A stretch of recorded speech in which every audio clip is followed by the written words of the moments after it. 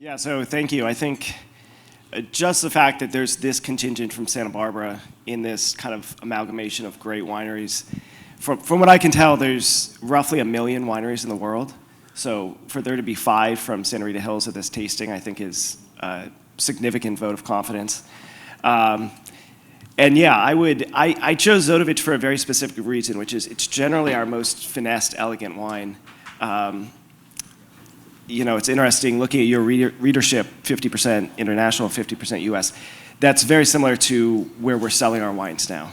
And this wine in particular, when we show this internationally, it's interesting with climate change becoming more and more of a problem in Europe, a lot of old school collectors in Europe are starting to look at California for kind of that elegance and transparency and finesse. Zotovich is a sandy site that's silty. It's not the sexiest vineyard you've ever seen in your life, but it just grows great wine. And I think Antonio nailed it on the head that it's just a very authentic place. I did want to mention something about the seminar. The last seminar I did was, it was actually in Europe, and it was us explaining California, Oregon, and Washington with 6 winemakers. So it's so nice having this level of focus. There hasn't been anything said that I disagree with, and yet. And all these wines, and I think you'll see it when we taste my Chardonnay at the end. I started working in Santa Barbara in 2004 with Jim Clendenin. I knew nothing about wine. One thing I'll always appreciate about Jim is we were never interns, we were never cellar rats or hose draggers, we were always guest winemakers. So I was a guest winemaker in 2004, knew nothing about wine, but I did know if you put 2 glasses in front of me that they tasted different, even when they were from vineyards right next door to each other. So I was drinking a lot of old world wine, a lot of new world wine with Jim, and as an 18-year-old, it was just kind of magic. I didn't understand it. It doesn't make much sense. So the focus of my company has been exploring that ever since, and the focus of, I think, everyone's company here has been exploring that. So, yeah. Your Chardonnay comes from the oldest historical part of Sanford and Benedict, right? The front part of the ranch? Yeah, it's predominantly old vine with a little bit of young vine mixed in. What's the age of the young vines? Because it was Viognier grafted. They were planted in the mid-90s. Yeah, but predominantly from the old vines, Sanford and Benedict. What is there to say about Sanford? There's so much I don't even know where to start.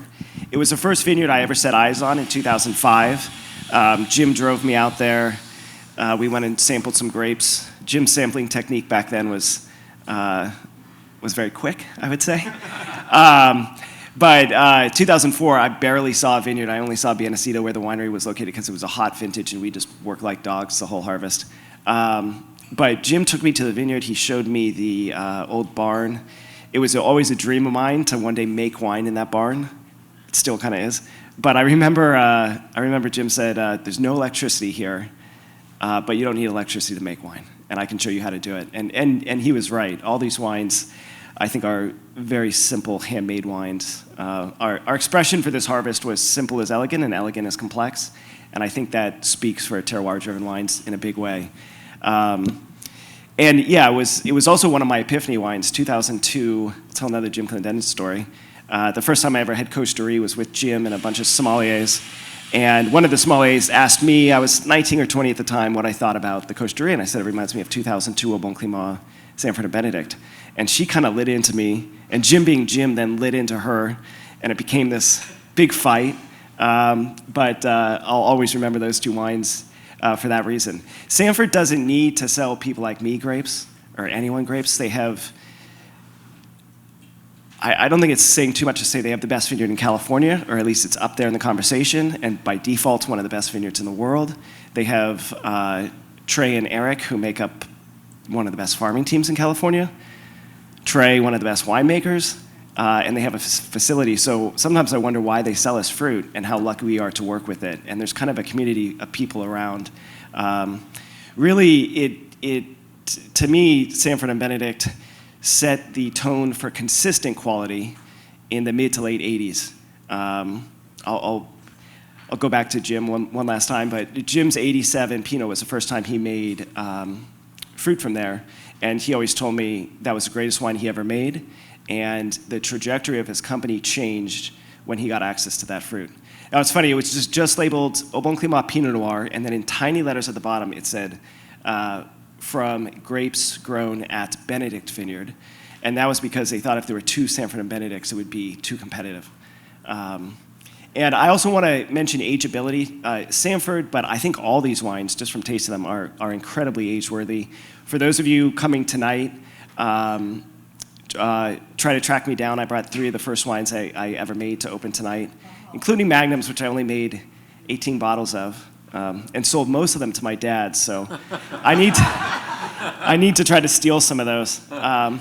And then the last thing I wanted to say is you mentioned kind of this skiing analogy and getting a little better with age. This will be my 18th harvest this year. I'll teach you a little trick. When you're a young winemaker, it's like being in the military and talking about deployments. You can always add a harvest by saying, if you've done 3 harvests, you always say, next year is my 4th. So this upcoming year will be my 18th and my 24th worldwide. And I think I'm the least experienced winemaker here. So there's a lot of experience at this table. And if we can improve 1% to 2% a year over the next 20, 30 years, I think there'll be some amazing things done in the Santa Rita Hills. I think you can tell there's 2 very different styles of Chardonnay here. One that's very tight and focused, and then Sanford and Benedict is a little creamier, more voluptuous, a little more tropical. Is that just a site situation, or is there some difference in winemaking that's maybe accenting that? Yeah, I guess I would say, I don't know Matt's winemaking specifically, but our winemaking is very simple. It's pressed directly into wood, 100% French oak, but very little new oak, about 15% new oak, aged sur lie for 14 months, and racked once, then bottled unfiltered. A local winemaker once, a very good local winemaker once asked me how I made Chardonnay. He was making Chardonnay for the first time, and it's basically 6 steps, and I'm not exaggerating. Maybe it's 5 if you distill it down. And later on, it's a small world, everyone talks, and later on I heard that he was accusing me of trying to sabotage him, because it couldn't possibly be that simple. And that's why I love making Chardonnay. I think Chardonnay, as a terroir-driven wine, is almost more interesting than Pinot because of that simplicity.